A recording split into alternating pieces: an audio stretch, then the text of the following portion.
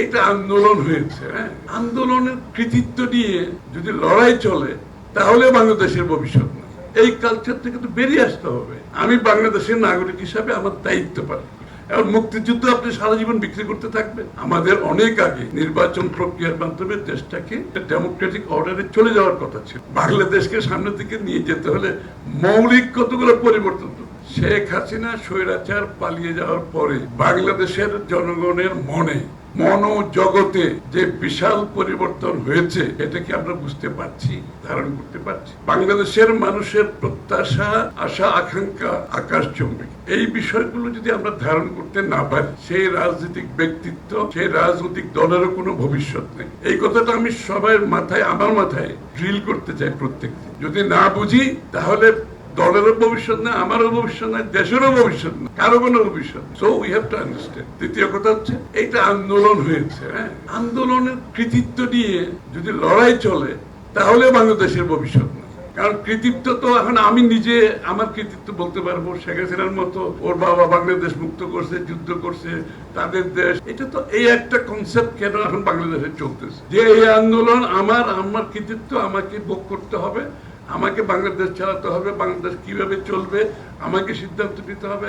আমার সিদ্ধান্ত না আসলে আমি এটা করবো না, আমি সেটা করবো। একটা কালচার, এই কালচার থেকে তো বেরিয়ে আসতে হবে। ইলেকট্রা রেফ্রিজারেটর, খাবার তাজা তো জীবন তাজা। ইলেকট্রা, ফ্রিজের রাজা। এটা কৃতিত্ব অনেকে বলেছেন, এটা কৃতিত্ব নেওয়ার দরকার নেই। আমি নিজে বহুবার জেলে গেছি, আমার পরিবার অসুস্থ হয়ে গেছে, আমার ছেলে অসুস্থ, আমার ওয়াইফ অসুস্থ। আমি এগুলো কৃতিত্ব নিতে থাকবো নাকি আমি ভবিষ্যতের দিকে যাবো?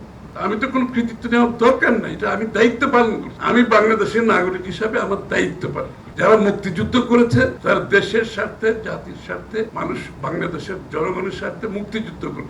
এখন মুক্তিযুদ্ধ আপনি সারা জীবন বিক্রি করতে থাকবেন, এই কালচার তো ঠিক না। মুক্তিযুদ্ধ যারা সত্যিকার করেছে তারা কিন্তু যার যার কাজে ফিরে গেছে। আপনি দেখেন যে রহমান সাহেব আবার উনি ব্যারেকে ফিরে যায় নাই, উনি মুক্তিযুদ্ধ ঘোষণা দিয়েছেন, উনি ফ্রন্ট লাইনে যুদ্ধ করেছেন, স্বাধীন করেছেন, কিন্তু উনি তো ওনার ব্যারেকে ফিরে গেছেন। প্রফেসর যারা যুদ্ধ করছে কলেজে চলে গেছে, ছাত্ররা স্কুলে চলে গেছে। এখন ওরা যদি বলে যারা ভাই আমরা যুদ্ধ করছি, এখন আমি তো আমার দেশ চালাতে হবে, আমি দেশের মালিক হয়ে গেলাম, আমার কথা মতো দেশ চলতে হবে, এই কালচার থেকে বেরিয়ে আসতে হবে। হিস্টোরিক্যালি যেটা একটা বিশ্বে যেটা হয়েছে, আমি একটু আমরা রিসার্চ করেছি এটার উপর। যে সমস্ত দেশ বিপ্লবোত্তর অথবা এরকম ঘটনা বাংলাদেশে যেটা আপরাইজিং, মাস আপরাইজিং, যে সমস্ত দেশ এই উত্তর বিপ্লবোত্তর, মাস আপরাইজিং উত্তর দেশ যত তাড়াতাড়ি ইলেকট্রাল প্রসেসের মাধ্যমে গণতান্ত্রিক প্রক্রিয়ায় যেতে পেরেছে, ওই দেশগুলো বেঁচে গেছে এবং ওই দেশগুলো ভালো।